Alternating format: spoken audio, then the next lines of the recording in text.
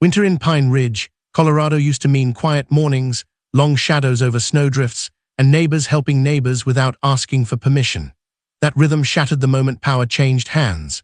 What began as a peaceful mountain community slowly transformed into a pressure chamber where rules replaced reason and authority eclipsed empathy. At the center of it all stood one woman who believed order mattered more than people, and one man who believed the opposite. For years, snowstorms had never been a crisis here. Roads got cleared, driveways opened, the elderly stayed safe. No one questioned how it happened because it always did. But when new leadership arrived, survival itself became conditional. Paperwork replaced common sense, threats replaced gratitude, and silence replaced community. The tension didn't explode all at once. It crept in through warning notes, whispered fines, and legal language sharp enough to cut livelihoods apart. Every snowfall raised the stakes. Every rule tightened the noose. One man found himself standing between obedience and conscience, knowing that either choice would come at a cost. This is not just a story about snow or rules or a homeowners association.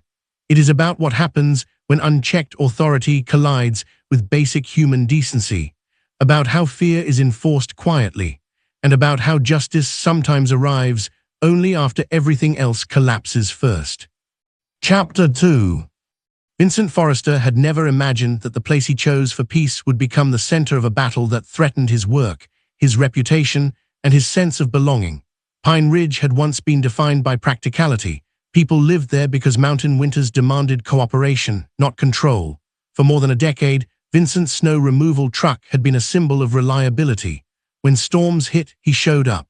No contracts, no politics, just work that mattered. That balance shifted when leadership changed. The Homeowners Association, once little more than a formality, became a mechanism of enforcement. New rules arrived wrapped in formal language, promising higher standards and increased property value.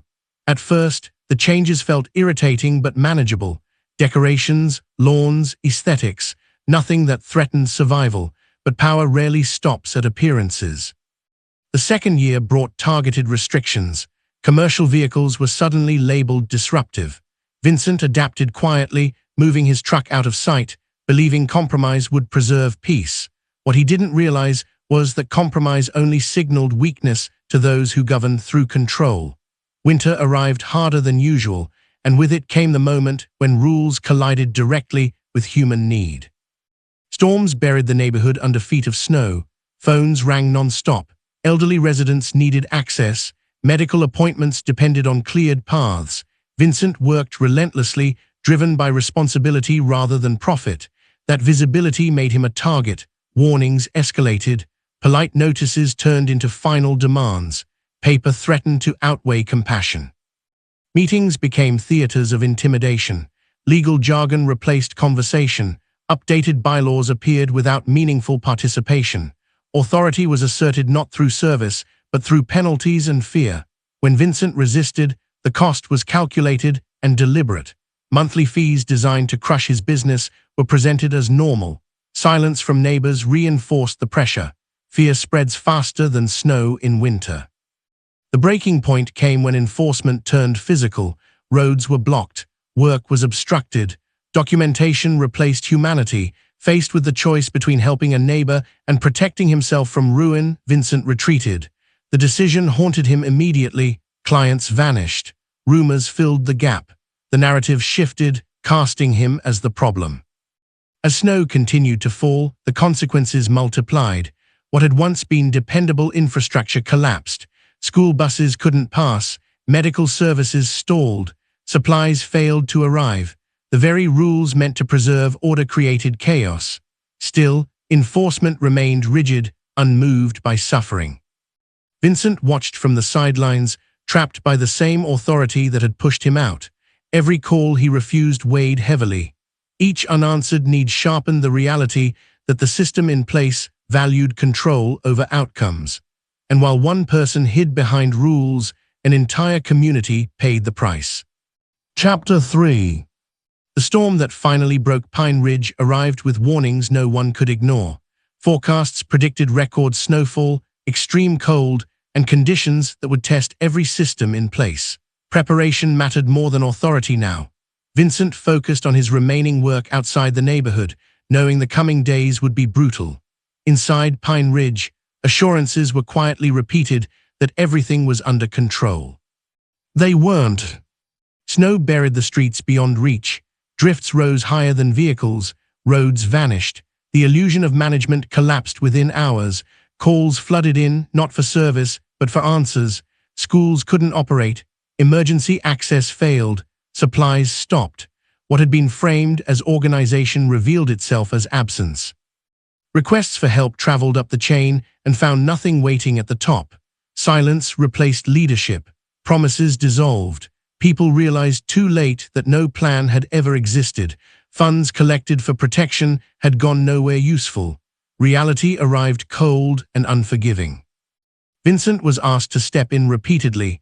Each request forced the same impossible choice: obey rules that endangered lives or break them and risk financial destruction.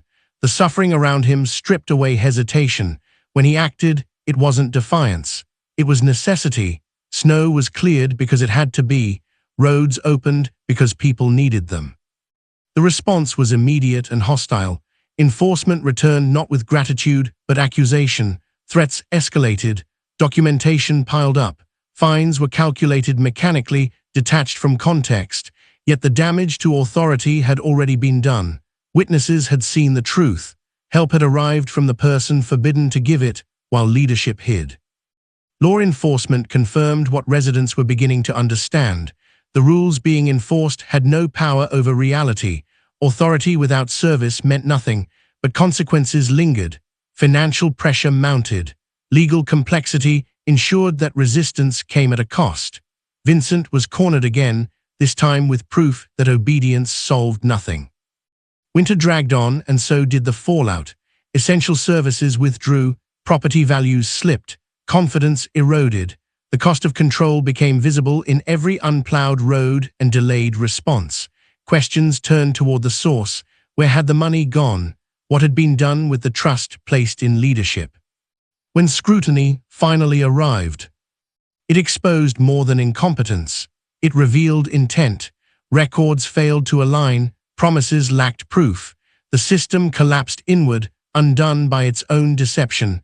What had been wielded as authority was revealed as exploitation. The community that once stayed silent found its voice.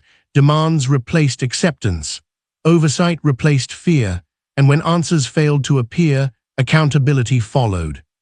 Chapter 4. The truth did not arrive gently. It surfaced through numbers, records, and the undeniable absence of what had been promised. Funds meant for protection had been siphoned away. Invoices fabricated. Services imagined. The collapse of trust was complete. Authority fled, leaving behind damage that could not be undone quietly. Legal consequences followed swiftly once exposure became unavoidable. Investigations confirmed what residents suspected. Control had masked theft. Rules had been weapons. Power had been personal. Justice arrived not as revenge, but as restoration of truth. Sentencing marked the end of an era built on fear. The Homeowners Association dissolved under the weight of its own corruption. Streets returned to public responsibility. Neighbors reclaimed autonomy. The system that had demanded obedience without service vanished. In its absence, something older returned: cooperation, accountability, direct responsibility. Vincent's business recovered slowly, rebuilt on trust that had never truly disappeared. Clients returned with apologies. Gratitude replaced suspicion. The work resumed with purpose intact.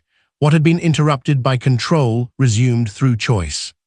The neighborhood healed unevenly but honestly. Without centralized authority, people spoke directly. Problems were solved face to face. Winters remained harsh, but they were manageable again. Help arrived when needed, not when permitted. Years later, the consequences lingered as lessons rather than wounds. Power without empathy destroys communities. Rules without accountability rot from within. And silence enables abuse more effectively than obedience ever could. Vincent continued his work not because he was obligated, but because service mattered. Snow fell, roads cleared, lives moved forward.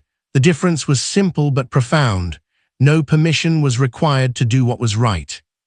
Pine Ridge endured its hardest winter to rediscover its foundation: trust, mutual aid, responsibility shared rather than enforced.